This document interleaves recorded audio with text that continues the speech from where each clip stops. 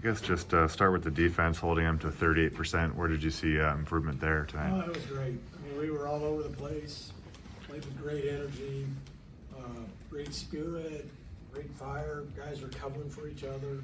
I mean, it was one of our better, if not our best, defensive effort of the year, relative, who we've played. So, yeah, terrific. The leading scorer was held checked the most, the tie, as they say. Would you kind of see? I think Ben took some stabs at guarding him, and a couple other guys. Yeah, I mean, I think he saw more bodies. Ben did a much better job sticking with him. He's a heck of a player. He can really, he's capable of making really tough shots. The shots he made, I thought we guarded him well.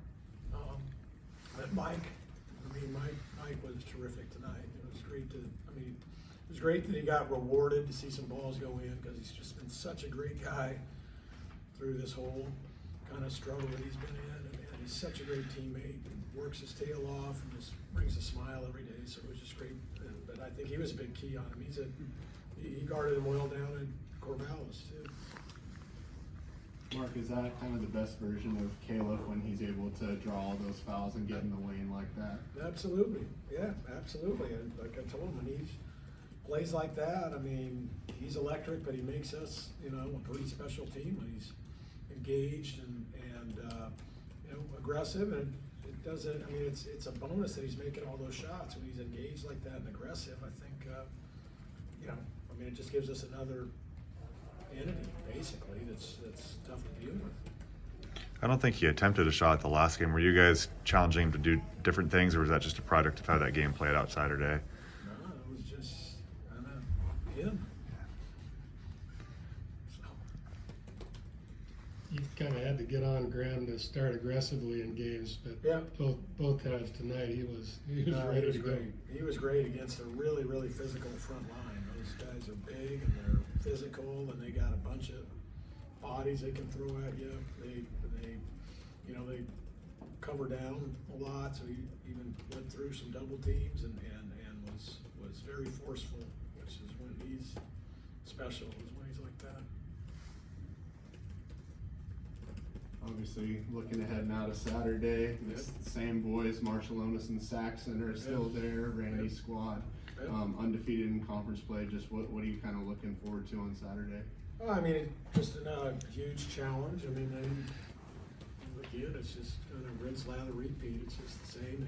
Anytime he has his point guard and his big back, he can kind of fill in spots. And they did a great job. They went out and got Tommy's guy from Arizona. He's been really scoring the ball and rebounding the ball well. They've done a great job with development. Luke Barrett's now scoring and shooting and gives you all those hustle plays and kind of those gritty plays. And then they've pulled some other guys that have been in the program or making threes, and they're still playing the same way. I think they're 350th in pace of play, and they know who they are, and they don't beat themselves, and it's a great recipe, and Randy's figured it out. I think people are figuring out he's one of the best coaches in college basketball, and he's built a heck of a program down there. So it should be a great crowd, a great game, just like it was last year, and hopefully we can play like this. It'd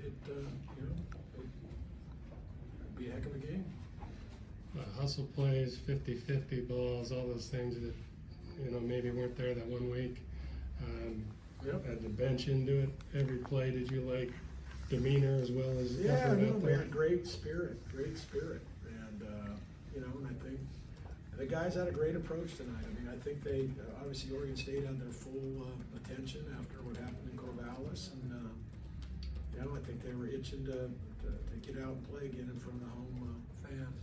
Does playing this game on Tuesday instead of Thursday, have a couple extra days before St. Mary's, that help you guys? Yeah, totally. I mean, the coaches in the league, asked to play on Tuesdays and Wednesdays and not do the Thursday, Saturdays.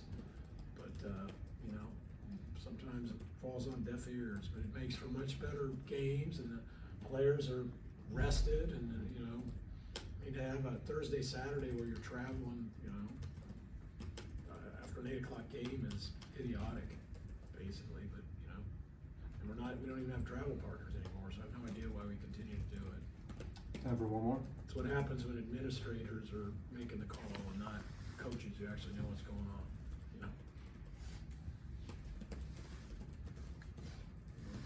Sounds good.